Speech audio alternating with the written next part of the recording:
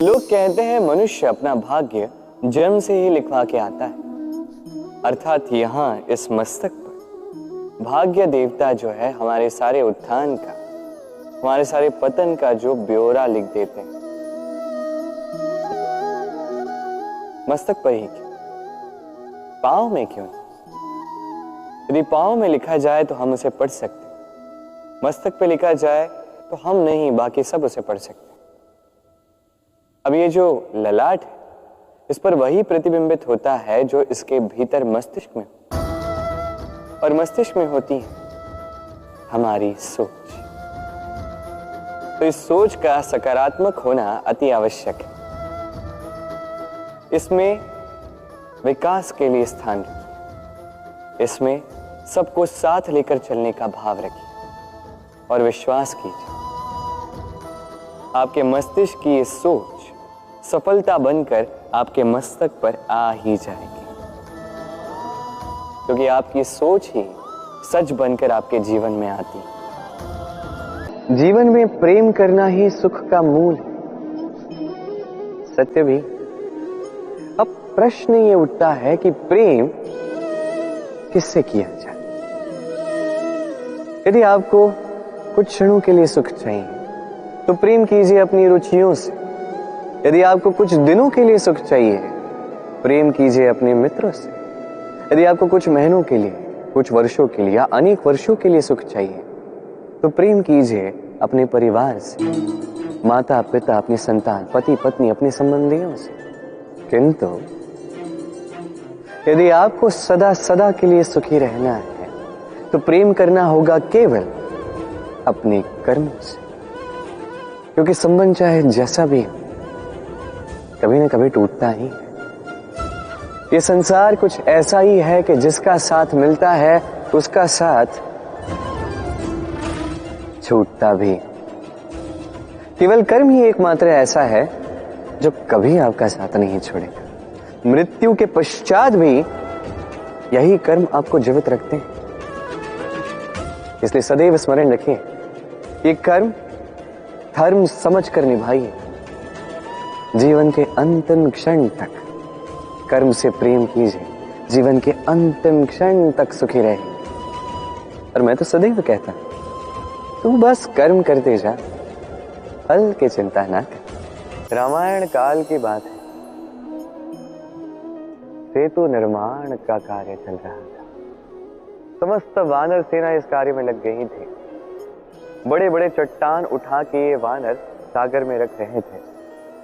ये कार्य चल रहा है।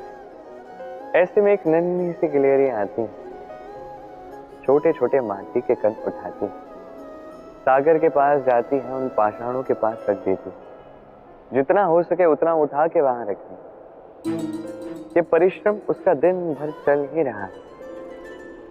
अब श्री राम ये कृत्य देखते हैं, उस नन्ही सी गिलहरी को अपने हाथ में उठाते हैं और प्रेम से सहलाते हैं अपने हाथों से।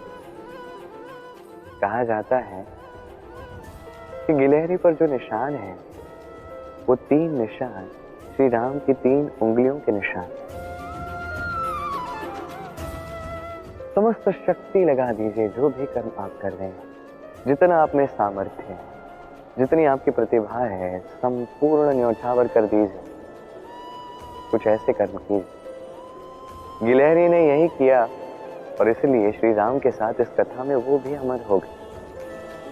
संपूर्ण शक्ति लगाइए, संपूर्ण सामर्थ्य के साथ कर्म कीजिए।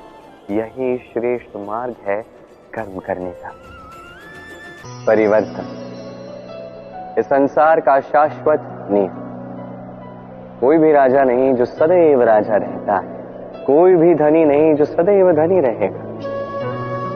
संसार में सूर्य का स्थान लेने के लिए भी चंद्रमा आ जाता है। कोई स्थान जिसे खंडित कहा गया था वहां महल बने, कोई स्थान जिसे आज मलिन कहा जाता है कल वहीं पे मंदिर बन सकता है। कोई भी ऋतु सदैव के लिए नहीं रहती, कभी भी समय सदैव एक सा नहीं रहता। आज जो आपके पास है कल किसी और का था, आज जो आपके पास है कल किसी और के पास ही चला जाएगा। आपके साथ यदि कुछ रहेगा तो केवल आपके कर्म, उस कर्म के परिणाम भी आपके नहीं है। आप केवल कर्म कीजिए, बाकी जो होगा वो परिवर्तन।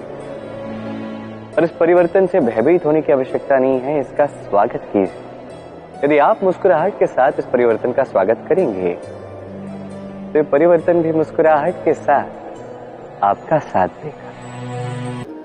इस संसार के सबसे प्रधान तत्वों में से एक ये जल हर जलन को बुझाता है, हर अग्नि को ये बुझाता है।